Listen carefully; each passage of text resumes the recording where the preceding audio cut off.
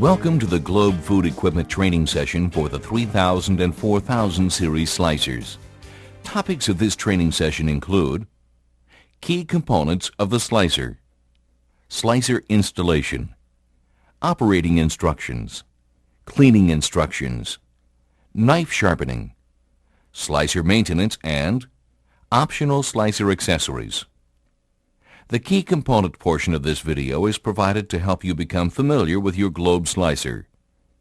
Start-stop touchpad controls, slice thickness dial, receiving area, food chute, slicer table, knife, knife sharpener, knife ring guard, end weight, knife cover.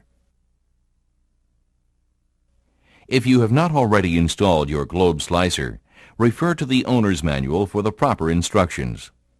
Globe recommends that you clean the slicer and lubricate various parts of the slicer before using it for the first time.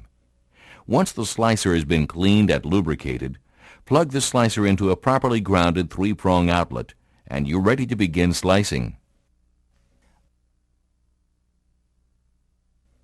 Make sure the slicer is turned off and the slicer table is completely closed by rotating the slice thickness dial clockwise. Pull the food chute completely toward you. Next, with the end weight out of the way, place the product onto the food chute and then set the end weight against the product.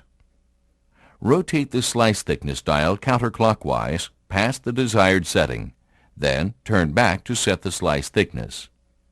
Turn the slicer on by pressing the start button. The power indicator light will illuminate. Use the food chute handle to manually push the food chute back and forth. For your safety, do not hold the food product with your hand while slicing.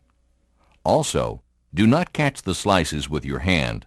Let the slices drop on the paper-covered receiving area. When changing product, always pull the chute completely toward you and turn the slicer off.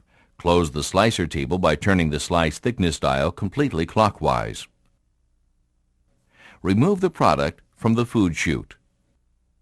Note: all ProTech series, models 4600, 4850, and 4975 slicers are equipped with an auto-off timer.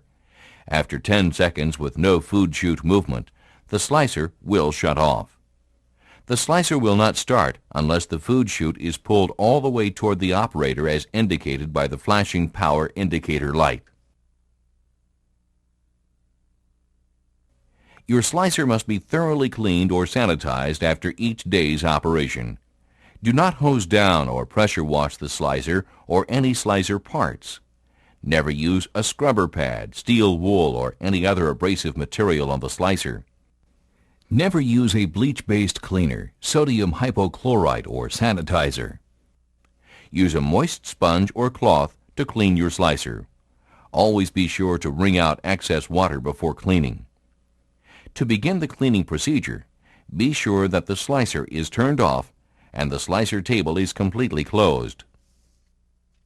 Remove the food chute by loosening the chute release knob and lift the food chute off the chute arm. Note: you cannot remove the food chute unless the slicer table is completely closed and the slicer is plugged in. Unplug the slicer. Lift the knife sharpener cover. To remove the knife cover, hold both knobs on the knife cover and pull up on the spring-loaded knob. Lift the knife cover upward to remove. To clean the knife ring guard, insert a nylon brush into a mild detergent and warm water solution. Work the brush along both sides of the knife.